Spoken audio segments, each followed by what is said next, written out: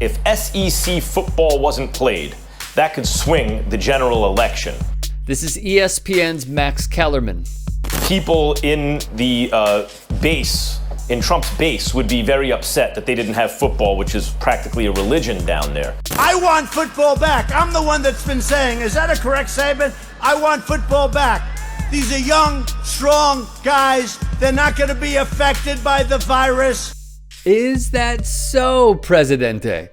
Even athletes in top physical condition, like college football players, could be affected. Would you want your son or daughter to be playing high-level sports, have myocarditis, and die on the field? Take the raw, unfiltered truth from doctors, not politicians. He would simply shift blame, and because the pandemic is raging. Max sees it as it is. For example, they tried the impeachment hoax, and this is their new hoax.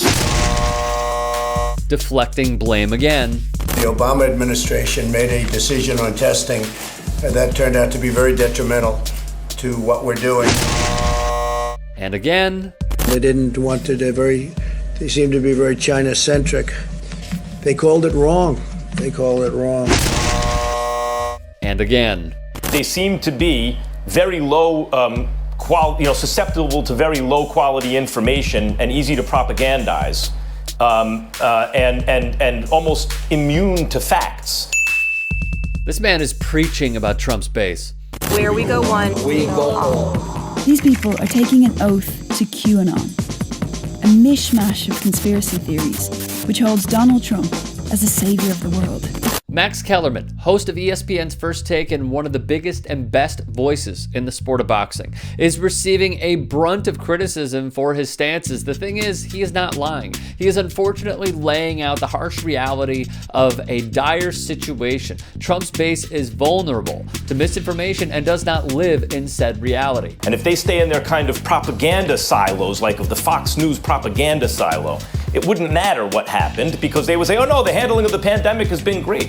He isn't lying. Even as more Americans die needlessly, the president touts himself as doing a great job, tremendous job, the job of legends, when really we've lost a battle that could have been won.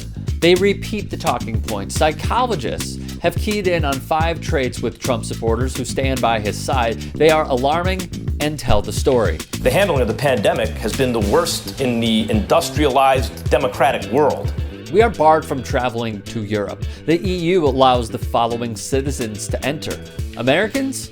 Still blocked at point of entry. Over 138,000 plus Americans have died from a virus the President of the United States does not care about, nor does he prioritize to secure the health and safety of the people he was sworn to protect and put first. At the RNC, there was not a mask in sight, not a mention of combating the virus. That's what we're up against, reality and alternative facts. Brian Urlacher would like to contribute to this report for reference. The latest COVID models say more than 317,000 Americans will die from the virus by December, even while Trump violated the Hatch Act at the RNC, praising himself on COVID-19 response. All is in fantasy land. As Kellerman points out, his supporters listen to their leader and follow his instructions without an objective moral fiber in their bones. But the football base goes all throughout the country. If the NFL season isn't played or it's interrupted as a result of social justice issues, and of course we understand this is all against the backdrop of the pandemic, but I think that actually might have political consequences in a general election. People are really mad at this man. Trump wants college football. He wants the National Football League, and he wants it now. Why? The obvious answer is his re-election, which hinges in large part on whether people feel we are returning to some sense of normalcy in our COVID-19 ravaged world. Trump has to sell the illusion that things are back to something near normal. You can go to your salon, you can get a beer, you can watch football. Kellerman has a point. Without collegiate football and pro football, the void remains, and re-election could come down to what else? The intersection of sports and politics. If you'd like to hear more thought-provoking content like TYT Sports on Facebook and to help in my journey to keep media independent, go to tyt.com/Rick.